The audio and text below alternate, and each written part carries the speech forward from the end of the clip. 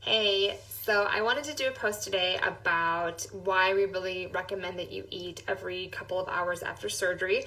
But before I get into that, I want to apologize. We are having some yard work done today, and there's just a lot of random activity in our neighborhood today for some reason. So if it's loud, I apologize. Just try to avoid it. I've been moving around the last 15 minutes trying to find the quietest room in our house and being rather unsuccessful. So here we go. So why you want to eat every few hours after surgery. So initially we really recommend every 2 to 3 hours. And there's a few reasons for that. One being good blood glucose control. If any of you have had your blood glucose, your blood sugar go too low, or you've gone hypoglycemic, you may have noticed symptoms such as cold sweats, dizziness, lightheadedness, maybe feeling sort of shaky. You could be clammy. Those are all sort of symptoms of hypoglycemia. And so when you're able to eat every 2 to 3 hours, you can keep your blood glucose at this nice normal rate. Your blood likes to have a specific amount of glucose in it. We don't want it too high, and we obviously don't want it too low. So that's sort of reason number one. Reason number two is if you're going too long between meals, you can actually cause yourself to overeat or to potentially eat too quickly when you do get to your next meal, especially initially after surgery when you might not feel hungry for very long, and then all of a sudden you're starving, or maybe you feel hungry all the time and it's just hard to regulate what is really going on.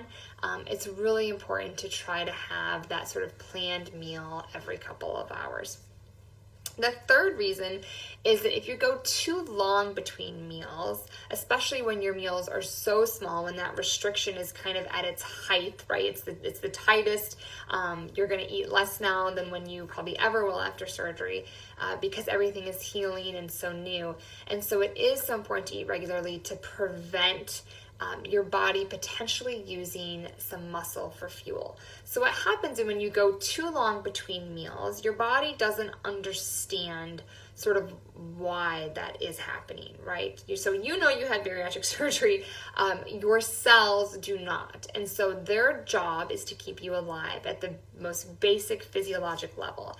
And so if your body thinks it's starving and you're not eating as much as you used to, your portions aren't as big, your calories aren't as much, your cells don't really understand why. And so they will gravitate towards using muscle for energy and trying to kind of hold off on some of that fat, because in the long term, if you are truly starving, that fat will keep you alive longer. And so it's really important to make sure that you are eating regularly. Again, not very much. You still need to listen to your body. If you feel any tightening, you need to stop because we don't want you to vomit or to be severely bloated or distended. But it is important to get some fuel every couple of hours to make sure that those muscles are getting the energy that they need and that those cells can kind of understand that you're not really starving. So I know this kind of gets a little confusing. The biochemistry of it is much more complex than that. But on a very basic level, that is kind of what is going on and why it is so important to fuel your body regularly after surgery. Remember that calories are your fuel. They are not the enemy. That can be difficult to sort of grapple around, especially because it's so easy for us to frequently overeat calories, right? To overfuel our body. But we need to get into that nice sort of neutral zone, which takes some time. But that's why you really do need to sort of be methodical about your eating initially after surgery and think of it more of a prescription, essentially. You know, down the road, we'll get more into the mindful eating and listening to your body and not eating when you're not hungry and all of that. So I hope that makes sense. If you have any questions, as always, leave them in the comment section below. Thanks, guys. Questions?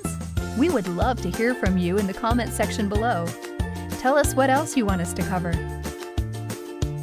And do not forget to share and like this video.